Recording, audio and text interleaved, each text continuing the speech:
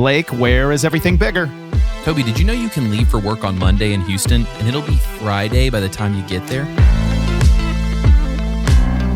Welcome to the Church Gear Podcast, where we pull the tech out of the booth and onto the stage to share the most outlandish stories and hidden wisdom from the tech trenches. And now, here are your hosts. I'm your host, Blake Hodges, a man who doesn't understand how Texas is as big as it is, and I'm here with my co-host who regrets the day he left Texas to move to Tennessee, Toby Walters. So yes, I lived in Texas for 6 years, and the saying is everything is bigger in Texas because, as you alluded to, Blake, Texas is massive. It's funny, moving from San Diego to Austin, and Austin is kind of considered central Texas, even though it's, reasonably far east when you actually look at Texas. But when you're going from San Diego to Austin, the halfway point is the start of Texas.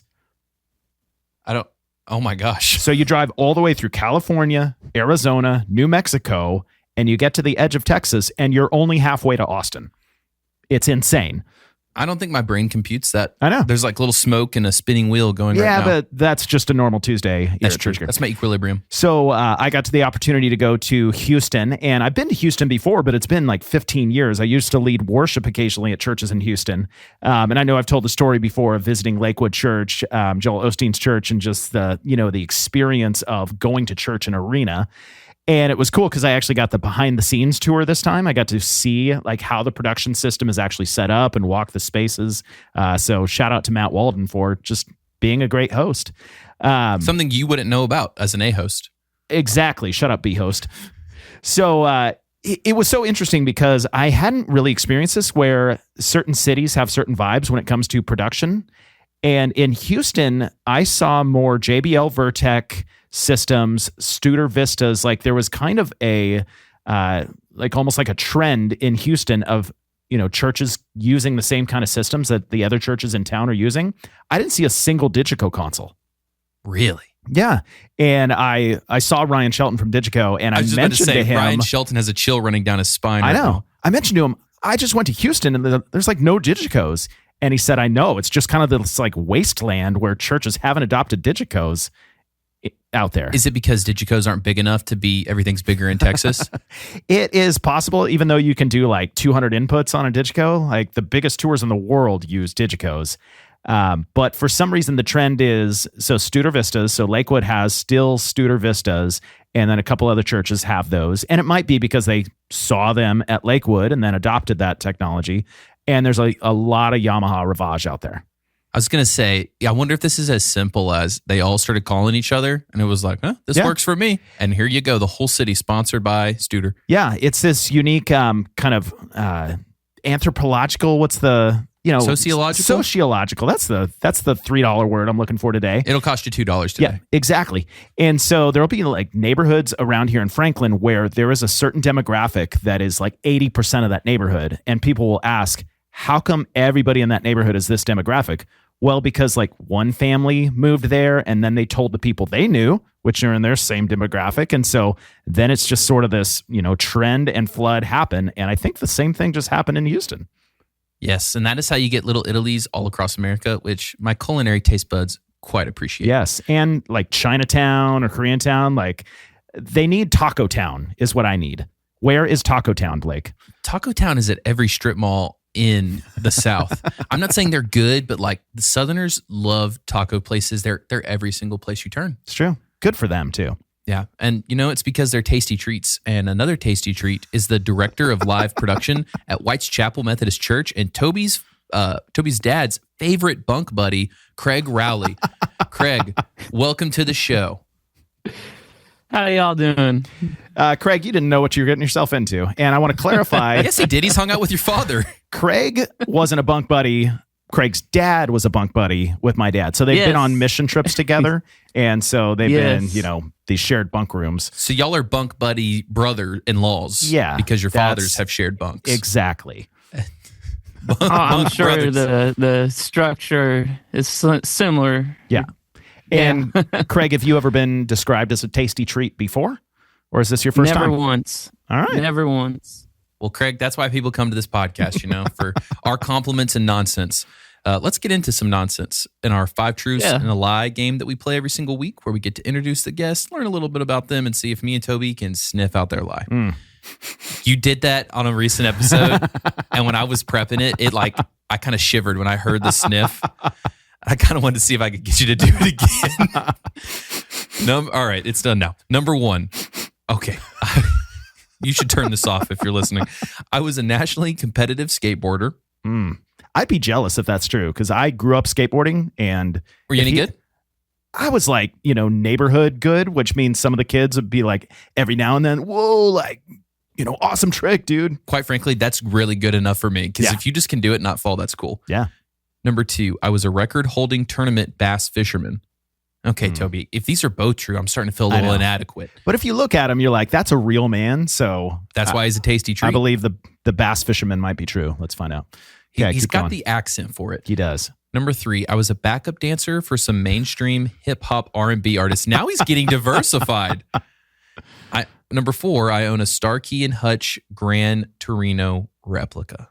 Blake, what's Starsky and Hutch? I don't know who they are, but I know Gran Torino is a movie with Clint Eastwood. Yeah, that's the old. My brain was going, who's the old man that my dad loves? Who's the old man that my dad loves? Blake. It's not Elvis, it's the other one. One of these days, we're going to teach you about pop culture. Wait, it sounds like we're getting close.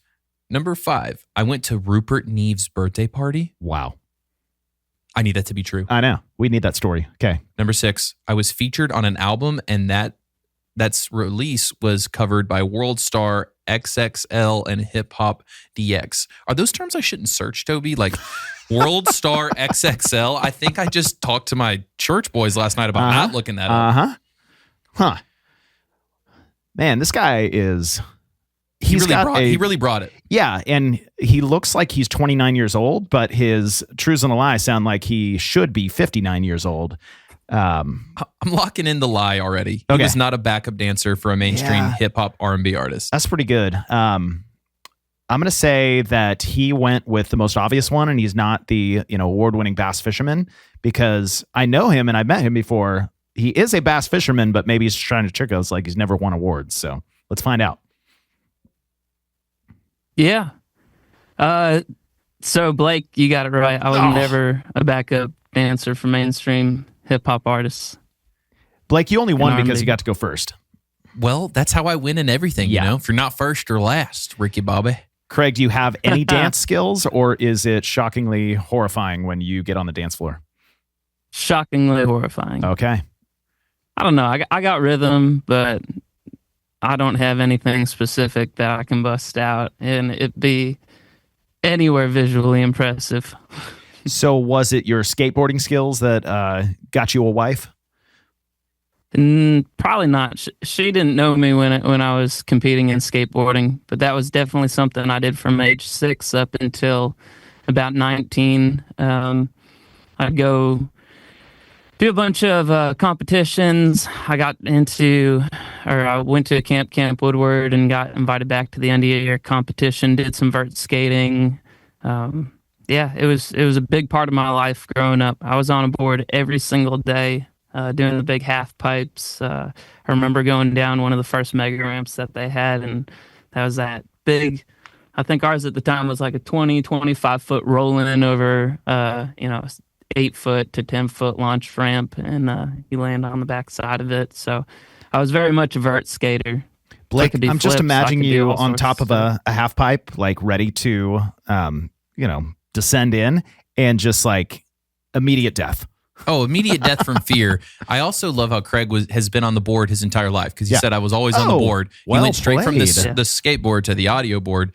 Tell us about Rupert Neve's birthday party. Were there any Rupert Neve boards there? Yeah, well, so this is the funny part. They didn't have an actual Neve console there, but his birthday cake was a Neve console.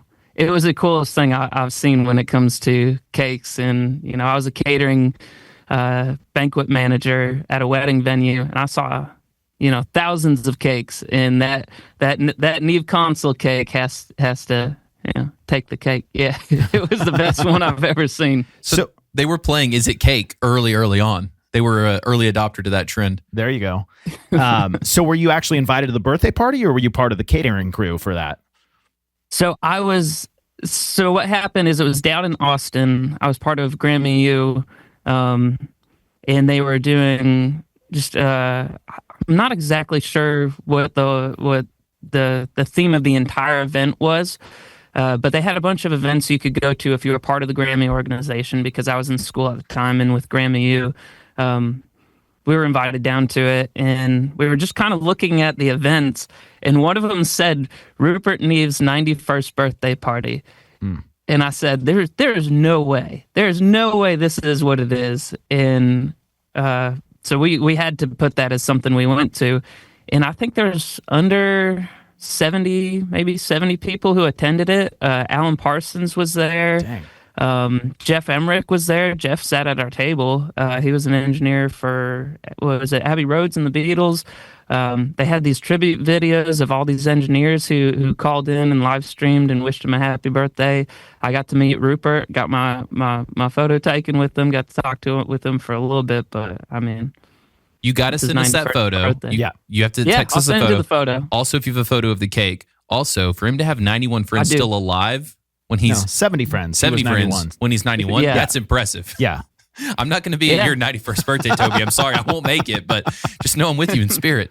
Yeah, when I'm 91, you'll be... Dead. Exactly. You would have been, what, like 75? I don't know. Somewhere around there. Math is too hard. Yeah, but you got 30... No, you got 25 good years in you. You've already used them up, and you have about 25 mediocre years left, Blake. You know when you don't change your oil on your car and you're just really grinding it out? Yep. Tell us about grinding it out on the... what was it? The World Star XXL album cover. What was that? Yeah, so when I first graduated, I was just looking for a job, and I got a call from someone I used to do some recording. I was a musician myself, and I got a call from a studio, and they said, "Hey, you're pretty good at running sessions. Our audio engineer's out of town. Do you want to come in and help us run this session? All we just need you to do is track it and then pass the files on to the lead engineer." And so I ran that session. When I was over there, the artist, I don't know how much I want to get into this because it's still out there, but there's a big hip hop named artist who came in, and he was coming out with his sophomore album, his second release. And while we were in the session, he was trying to come up with this melody that he wanted on the chorus, and his voice didn't get up that high, and so he tried to sing the lower end of it. And so I gave him kind of just a tip to it. I was like, yeah, we could kind of go here with it.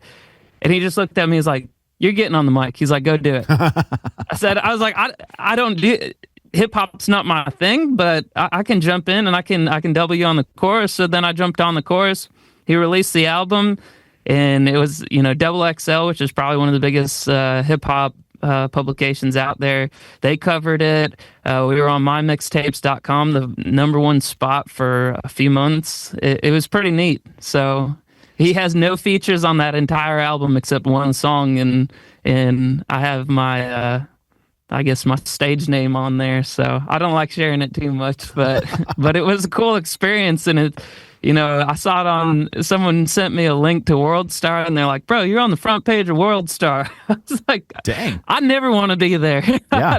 That's not a publication I want to be featured in. But I mean, it was really cool, and a lot of the opportunities I got through that job was really, it helped me build the skills I have today.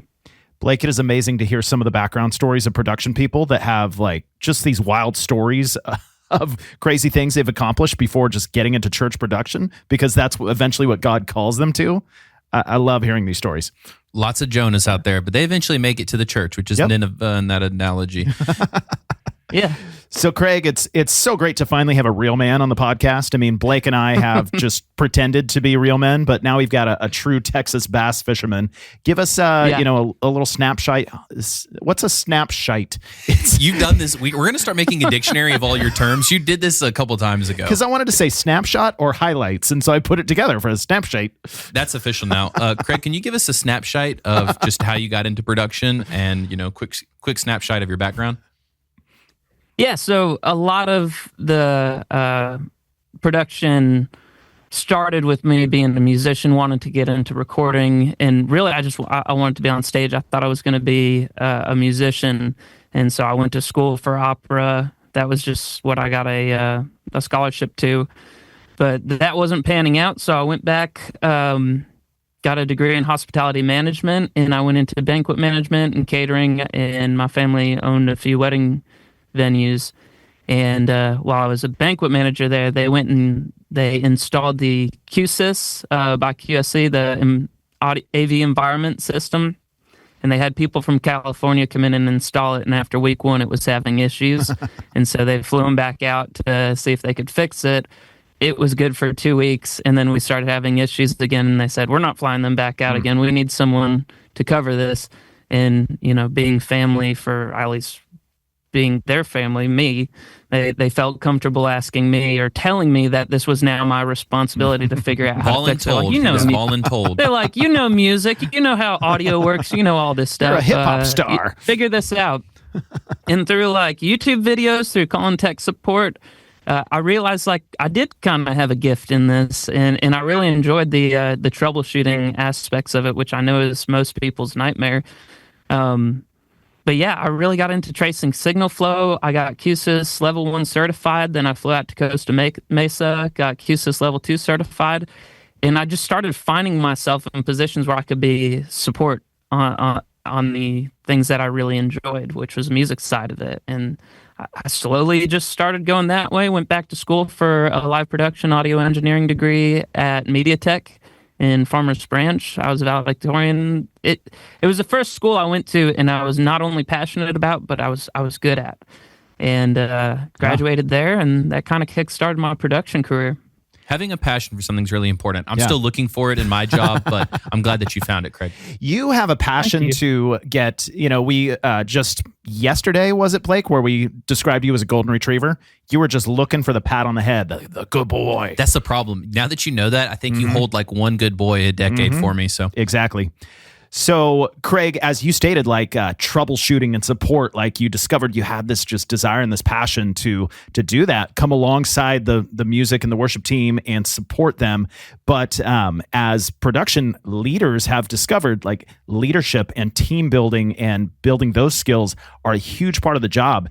Did you just find yourself thrust into a role where you had to suddenly learn how to lead people, and how did that go, and how did you build those skills alongside your QSYS Level 2 training, all while balancing all those cakes that you had made? Yeah. So how I came to White's Chapel, I was a member back in 2008, and then went off to college at Colorado State, came back to University of North Texas, and so I was away for a little bit. I picked up this job I was telling you about earlier for the hip-hop recording and working with hip-hop artists, and that was just... It got me into a territory where I wasn't really happy with what I was doing. The studio wasn't even paying me for the hours I was working. They'd give me 60-hour assignments, and they're like, well, you're part-time, so you need to figure out how to do it in 35 hours. And hang on, is that not normal? I've heard that before. Shut up, Blake. Get back to work. Yeah, and so I was just... I was open to opportunities. What I need to make money doing this. I need to be able to be able to live. It got pretty bad, and I got a call from someone at White's Chapel, and they said, "Hey, we're looking for an audio engineer. We know you have a part-time job as this. You also run a studio out of your house. Would you be interested in coming in as contract? Get to understand this?" And so I said yes. I came up for the first day. I realized I was just, I was contract. I was going to come in on Saturdays, maybe mostly Sundays, and run stream for audio for broadcast. And we got about, I want to say it was only a month or two in, and our tech director got fired. Basically, the one who gives us all direction of what we're doing for the weekend. And so for about 6 months, our whole department was ran by contract employees. It was just our responsibility. That was so smooth. No, it was chaos. It was absolute chaos.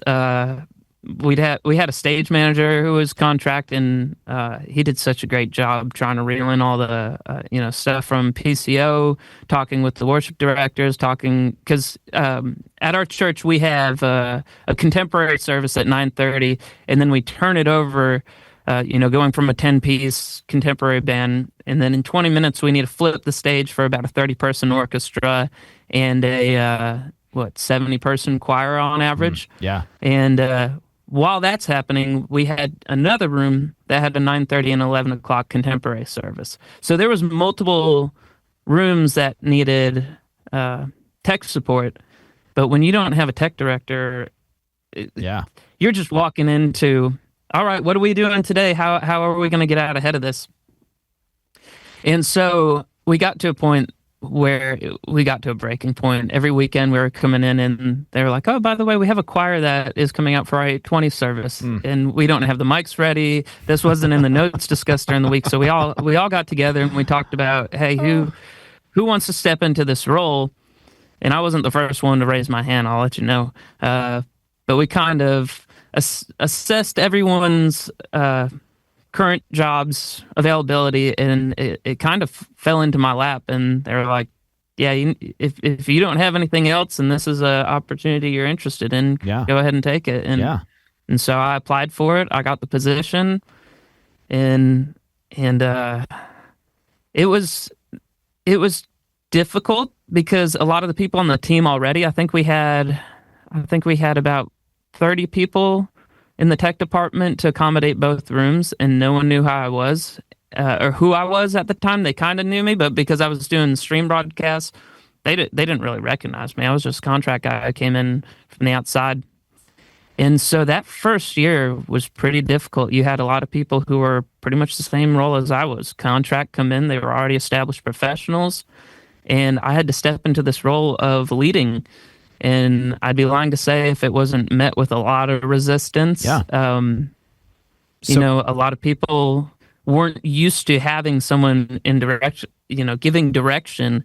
And they kind of got a little jaded because they were left without a leader for 6 months, 7 months. So to just say, hey, this person right now is now in charge of all y'all. And I tried to not approach it in that means. And I guess what really helped was to, one, assess who you have on the team, two, assess their commitment level, and also, why are they there? Like, get to the bottom of, how is this fulfilling them? Do they feel like this position that they're currently in is fulfilling, or are they just here to collect a paycheck? So, Craig, as you're thrust into this new role, how did you... So you're trying to be recognized as a leader by people that looked at you as one of their peers, and all of a sudden they're having to adjust their expectations. How is the balance of, pastoral support coming around you and championing you and saying to everybody else, this is your leader now, we believe in him, we support him, versus on the other hand, you have to now learn how to be a leader? How was that balance? Did you feel like you were, building both sides, or did you have that pastoral support? And was your flask of whiskey 12 ounces or 24? So I think a lot of my management skills came from my previous job as a banquet manager. I was used to a temp staff coming in, so I didn't have the same employees every single week. And so I feel like a lot of my leadership skills and my managing skills came from previous positions, not necessarily in the audio industry or in the live production industry. But I was not only used to working with a large number of people, I was used to leading a large number of people that constantly changed out week to week. When you have a temp staff, they send you a mixture of 12 people. They usually keep a couple people in the leadership positions that are familiar with the procedures you have there. But a lot of the other individuals are just, first time seeing them. Yeah. And I got a lot of support from my pastors. I almost feel like I got too much support. They had so much trust in me walking into this position, and I mean, I've never done this before. Yeah. And well, Craig, how did you earn the trust of these people? How did you lead them? Because it sounds like from your background, you literally were doing a lot of the tech director stuff. You have volunteers who are coming in. You're assembling a team every single week. How How did you do that? How did you lead, And how long do you feel like it took before the team recognized you as the leader and you had their trust? How long did that take you to build that? Yeah. I think the first step I focused on was, one, I have to have patience with this. This isn't going to happen overnight. Yeah. They're not going to say, oh, he's in charge, let's listen to everything he has to say. How I approached it is I wanted to develop a good relationship with each employee that came in. I wanted to hear, hey, what are your frustrations here? What do you think we could be doing better? Let them put some input into it and then take those ideas and find out where these pitfalls are, find out where they're not feeling supported, and finding out if they do have really good input, like how do we shift our department to incorporate some of these things. And so it gave everyone an opportunity to feel like they had ownership in what the future was going to bring. Mm-hmm. And then when I started working towards those goals, and we had these communal goals of where we wanted to see how we were going to get back on track, I started getting a little bit of reception from them. And when they started seeing these changes, starting seeing these things implemented, they had a voice that spoke for them. I got a lot of people to jump on. Now, the flip side to that is, yes, there were some employees who they were set in their own ways, and it's just, nope, we didn't have anyone here that I'm coming in. This is what I'm doing. And by the way, I need more money. Don't we all? Over the course of time, they weren't there. They ended up finding a new path, a new career path away from where we were. But I'm not saying this happened overnight. I think a year into it, 2 years into it, COVID happened. And so right when I got everyone's support, right when everyone I had on my team felt like we were in a good place, boom. And we went from 30 employees down to 5. We just couldn't support it. We just didn't have the same number of services. We only did, everything was in-house and pre-recorded. That was a tough time. Was to, hey, here I am, I'm delivering for y'all. I'm getting everything for you.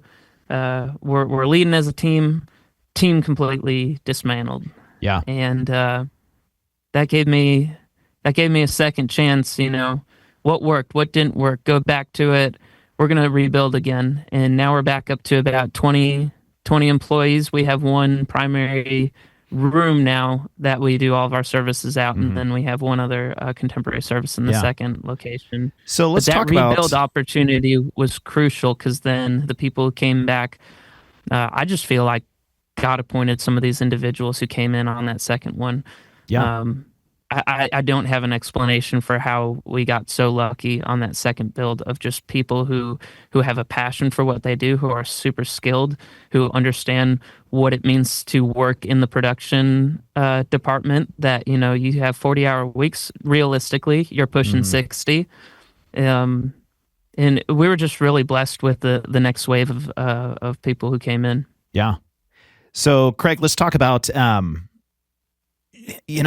I see this a lot where you have kind of a traditional building. You have a church that's been around a long time. I know White's Chapel is, almost 100 years old at this point? We celebrated 150, I believe, 3 or 4 years ago. Yeah. And so you have this big traditional, historic church in a community. And then you also have this just modern tendency towards, new worship and elevation style. And there's a lot of churches doing both in a kind of like traditional sacred space. They're doing, choir and orchestra, but then they're changing over and they're doing modern worship at, in the next service, and it's a very quick changeover. How do you guys approach like kind of a traditional sacred space with modern elements and balance those two things? Because I know you guys have a huge LED wall hanging down in front of your choir loft. So that's a reality in a lot of churches, kind of weighing those two things. Yeah, that is a very difficult one. So I know when our pastor first said he wanted to use a single space to accommodate both a contemporary and a traditional service, we said, okay, how? And he kind of gave us the vision of what he'd like to see, and it was a challenge. There was a lot of things we had to think about, and the video wall was actually the pastor's idea on this, and that was the first thing we brought up, was like, hey, this is going to block the stained glass. This is going to block a lot of the traditional features in here. I think what The important part was trusting in your pastor's discernment, and then to finding out how to make this happen. Yeah. And so to not cover the choir, we understood that the video wall in which we would have to be dynamic. So we keep it in the low position where it covers choir loft for our 9:30, and then for 11 we raise it up to reveal the choir loft. Oh, wow. So that gives us the opportunity to, have camera shots and to allow the choir to be seen, which is very important. I don't have a solution on what we do for not blocking the stained glass. Yeah. It was just something the church had to grow into, and there's no way around that one. Yeah, I was at Second Baptist out in Houston just last week, and similar issue. Like their sanctuary was built, in a time where technology wasn't to be seen, and so every surface is a beautiful representation of kind of the church history and stained glass walls and the pipe organ. And so they're constantly struggling with, well, if we're going to do LED walls, where in the world are we going to put them? Like, what are we going to cover? Exactly. So what we found out was most helpful is the utilizing lighting to highlight some of the features, highlight the contours, highlight some of the architectural features that are in the room, and we can make it feel a modern, contemporary vibe while using some of the contours, using some of the elements that are in the room that keep that traditional feeling in there. And so we found a lot of our result being lighting and choosing which fixtures we use for each service. Where contemporary, we'll use a lot of the gobos and that style of lighting, whereas in the traditional, we're using a lot more wash, on the columns and just getting more of an environmental lighting where we have control over that. And so lighting, I think, was the best route to accommodate those two services. Yeah. And how about audio? Like you're trying to achieve two very different audio executions, again, in the same space, a space that was designed for more choir, orchestra, organ, and now you're doing a different service where you're putting a contemporary rock band in there. How in the world are you mixing that, service to service to make it work for both? Yeah, luckily our front of house engineer has been there for a long time. He's become very comfortable with the room. Contemporary, obviously, is an easier approach. There's not as much to put into that mix, and it's a more recognizable sound we're going for. I'd say the most difficult approach was with the orchestra. I don't know if y'all have worked with orchestra before, but there's a lot more opinions that come from that service, and it was a balance between building trust with the orchestra that they trust that what we're doing in front of house, but it's also more of you're providing support, and I think that's an important word to keep in mind when you're working with the orchestra and choir, because there's a lot of acoustic noise that happens, and so you don't necessarily want to go crank it at 110 dB and have it be right in your face. But there is an acoustic element to that, which what we're trying to do is just provide support to give it an even sound, to make it feel like a traditional service. Our goal is to, if they don't know that the sound's coming from the speakers and it just feels like a natural acoustic sound, that's kind of our goal on that one. We want to preserve some of those traditional elements of an acoustic orchestra, and so it's two different approaches we take to each service. And do you feel like you're fighting the room more in the traditional or the modern service? Toby, have you been in that room? Yes. You gave me the tour. Yeah. It's shaped like a cross, right? With all those parallel walls. Yep. Fighting the room has been an ongoing war for our tech team forever. And the arrangements we've had to do, the use of flipping phase on some of the speakers, it is a nightmare of a room to battle. I wish I had an answer for it. I think really it is. We're making the best of what we're given. It's something we're talking with the pastors about, our next upgrade, to really address the acoustics of the room, because there is not an even disbursement of sound in there. We get dropouts in certain areas. If you actually go down the center aisle and you get to about the third pew, there is a point in which it feels like you are in a whirlwind of sound, where it sounds like the sound is not only coming from the chancel, but now it's coming from the stained glass behind you, and then you take a step forward and it's back forward. It's back coming. Yeah.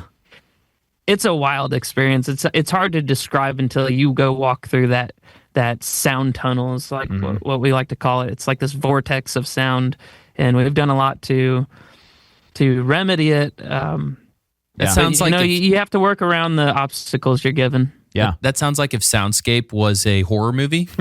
Like it's coming from everywhere, but it's all disorganized and it's hitting you rather than caressing you. Exactly.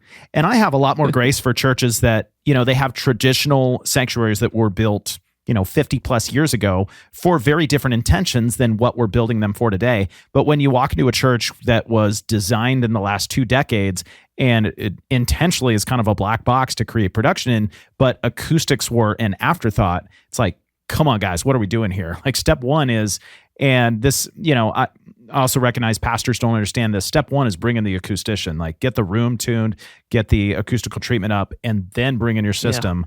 It's production leaders talk all the time about, we had a bid, we had a budget, and money didn't quite meet the budget, so they scrapped the, acoustical treatment.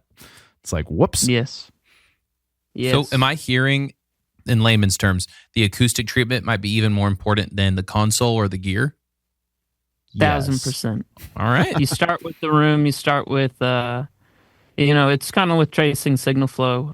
Your audio recording starts with the room, then it goes to the mic, then it goes to your preamps, and it's kind of from then on. But if you're starting with a noisy room, a room that has a loud room noise, if you can control those first, it's just going to contribute to a better recording, better final product.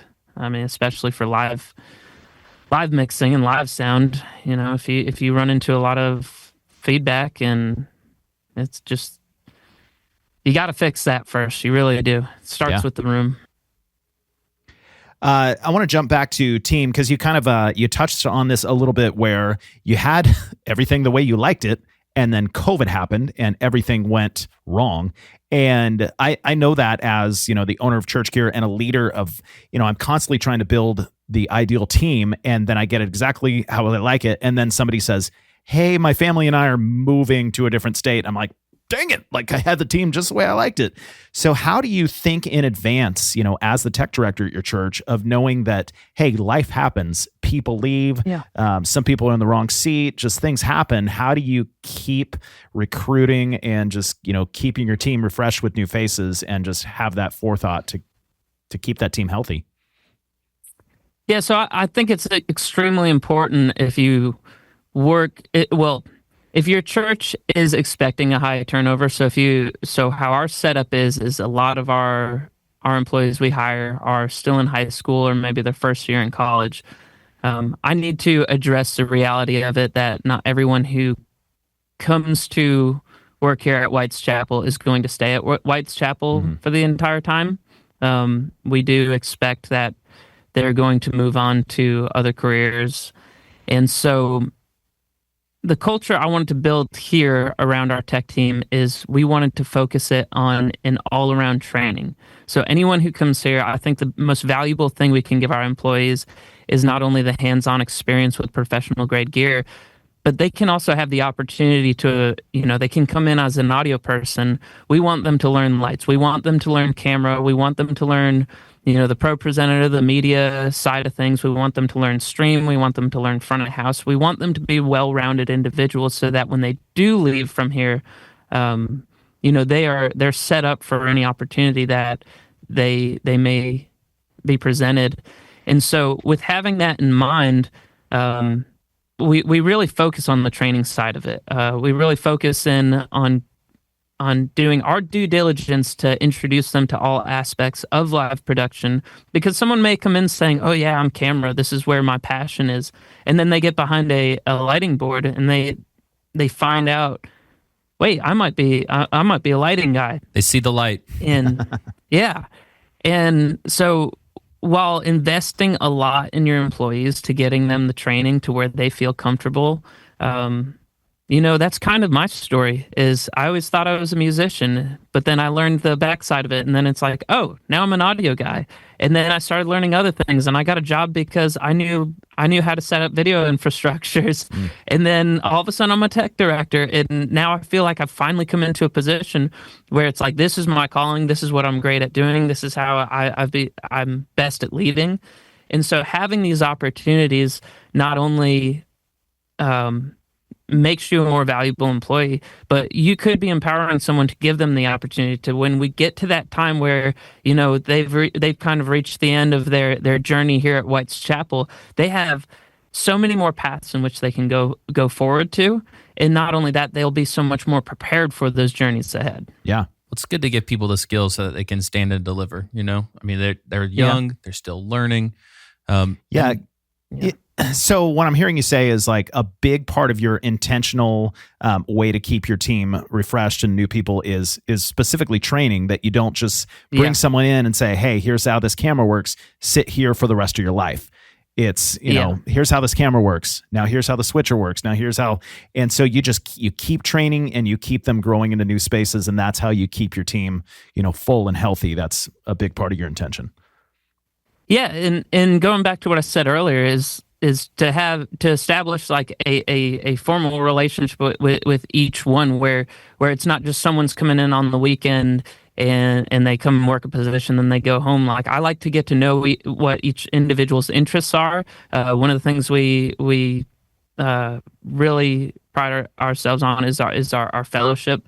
We like having events outside of just coming to work, and we like setting up projects too, where we're really invested in what individuals are doing outside of the job. We got some individuals who like creating short videos and stuff like that, and we try and figure out where their passion is, what drives them, and put them in positions and where it feels like they're not only serving for the church, but they're also hand in hand building the skills of what their passion project is on the outside of things. And just going back to making sure you have well-rounded employees who understand all aspects of what happens at the church. When we bring on new individuals, they become valuable assets in training as well. So when we bring on people who are 16, 17, who it may be their first step into it, I don't necessarily have to be available the entire time to go teach them, well, this is what gain is, this is what EQ is, this is how you use a compressor, this is how we route everything.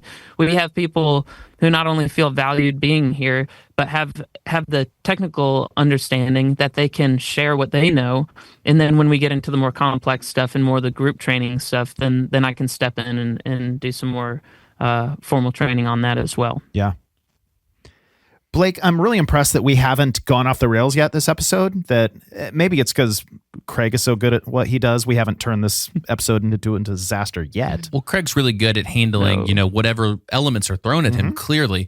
And a lot of times disasters happen because you can't handle all the elements that are thrown at you. So, Craig, give us a moment in church production where everything went wrong, how you handled it, how you maybe, explain it to leadership afterwards. Or maybe it's, it happened today and you've been fired. You are recording in a completely black room with a headlight. You look like you're being interrogated. Uh-huh. Yeah. I think I have two to share, and I'll keep them short because the first one's a very short one. This is the first week I got hired on full-time. We had a church member. It was right around our Patriotic Sunday, which is it was July 4th service, and we never did this before. But he had a 90-foot by 60-foot, I think that's close to the dimensions, American flag, and he wanted to have the church, put this up at our entrance. And they said, figure out how to do this. And I've done nothing like this before. I was like, this thing is huge. And so we reached out to a couple of rigging companies, and they brought out two trucks with the big booms on it. And they told us, yeah, we can do this, but it, the wind needs to stay under 15 miles per hour for us to confidently do this. And sure enough, I mean, I've been full time for maybe 5 days. And we bring it out. We get there Sunday morning. The wind is sitting at 13 miles per hour, and it is right on that line. And we finally make the call. All right, let's set it up. Let's start sending it up.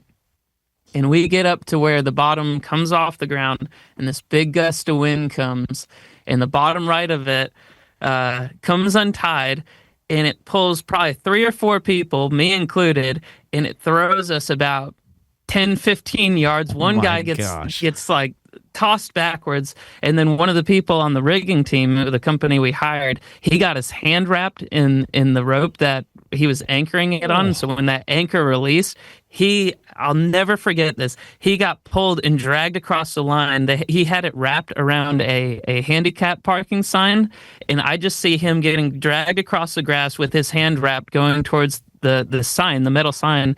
And I was so terrified that his hand was going to get cut off by the sign on it. But the pole was so hard that it actually ripped the sign off the post, and he ended up just with like a really bad rope burn across his hand. But I mean, that sign kicked off about, and I'm not exaggerating, within a few feet of him almost losing a hand. And then the flag ripped all across the bottom, and it was a disaster. And now we have an American flag on July 4th split down the side of it, just taken off into the wind. And is there anything more American? I still stress out about it. There's nothing more American though than the flag being like, I want some freedom, and I'm going to fly off of this thing. That's right. And the things tech directors are asked to do that have nothing to do with tech. That's the problem with being too capable, Craig, at your workplace. You get asked to do a lot. That's why I present as a dummy. You know, you just get a lot of tasks added. What was your other disaster story? Hopefully that involves a decapitated hand. No, there's no decapitations in this one, but this one was just, it was so hard not to laugh at, but it was also so hard not to be tremendously frustrated with. We got there one morning, and this was at the beginning of having our video wall. And we are in Lent at this time, so there's a lot of imagery of Jesus going to the cross, a lot about the crucifixion, going towards that. And our pastor gave us the heads up, like, hey, there's a slide of Jesus on the cross. I want him to come up at this point in the sermon and put him up on there, and us kind of sit in you know what that image means. And so we knew our cues. We were ready to go. And about halfway through the first service, the video wall just shuts off. And so we go trace it down, and we notice that the breaker had tripped. So we go over and we click the breaker back on. 5 minutes later, trips again. Our 100-amp breaker that basically provided all of our power leads to our video wall in this side of the room, it had gone bad. And so our pastor's panicking at this point because what his sermon is going to anchor around is this image up on the screen. And so when we got to the point of, look, this video wall's not going to stay on for more than 3 to 5 minutes at a time, we need a backup. I quickly got on comm. I said, I need a SDI run out to the center. We're going to go dismount our projector from one of our other rooms, and we're just going to shoot it onto the video wall. Sorry. And I'm on comm, and I'm telling them, don't send me signal until I get this lined up. And they must have missed it. So we get to that really humbling moment where we go to project the image of Jesus on the cross, and they turn it on while I'm getting the projector into place. So we're at this really reverent and awe and humble moment in the service. And here we have a Jesus on a cross bouncing across the walls as I'm trying to center it up on the screen. I'm pointing him on the ceiling. I'm like yelling over to comm. I'm like, turn this off. I need to, I can't turn the projector off because it's going to take, a minute to restart it. So I'm trying to get to the video. Guys telling them to don't send me the signal yet. And here they're praying, and we just have Jesus on a cross bouncing all over the room, on the ceiling, on the floor. And I'm trying to line him up, and he's just hopping across the room. And it was a complete mockery of the entire message. And I was terrified. I was like, I'm going to be on the cross at the end of this service. But it was met with such grace. And we look back on that day, and, that's what we get for putting our plans ahead of God. And it's just something that, what do you do in that situation? You can't undo that. But how did they handle it afterwards? Was it an awkward conversation? Was it just, hey, we get it, things happen? Was it, we are going to nail you to the cross as well? God has blessed me with such an understanding and empowering pastoral staff that, how he approaches everything is he says, put in your best efforts, and if it doesn't work out, we'll do better next week. He's one of those guys who are much more proud of us in that we went to fix the thing rather than just sulked in our misery and saying, yep, this is all we can do. As long as we're making strides towards remedying something and using our education and our knowledge to make the situations better, and we're trying something, he gets behind us 100% of the way. And now, we kind of do look back and laugh at it, and it's just an unfortunate situation. But that's awesome. I think having that support of your pastors is truly, you can't put a price on that, because it never brings down the morale of the team. It's never like, oh, we're never doing that again, or we're never going to try this again. It keeps us encouraged. It allows us to fail and still be successful. Yeah. You have to think God's laughing in that moment, right? Oh, yeah. I mean, that's pretty God has funny. a sense of humor. Yeah.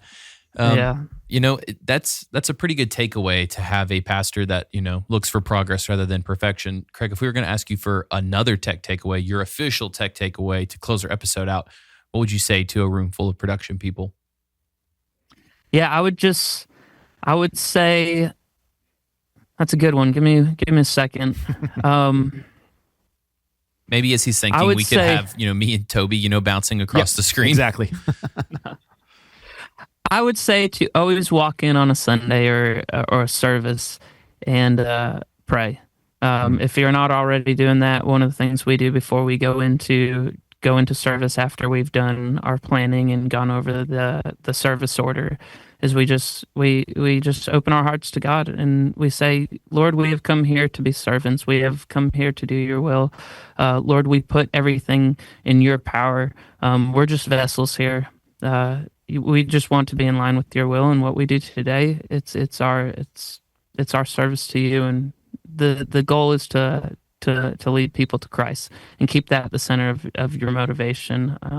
Try and get your wants and wills and everything out of it, because you never know what moment or what camera shot or what musical number or whatever it is that might actually reach a heart that day and recording stopped, and launch them into their faith and be that first step.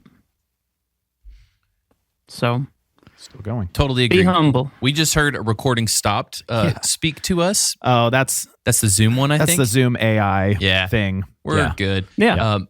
Craig, I really like that. I also like that as a, CYA. Look, Pastor, I know craziness happened, but we prayed. All right. Exactly. So God was cool with how it went down. Yeah. We did our part. It's kind of like, both football teams praying to give a win. And you say well, which team was praying hardest? The one that won.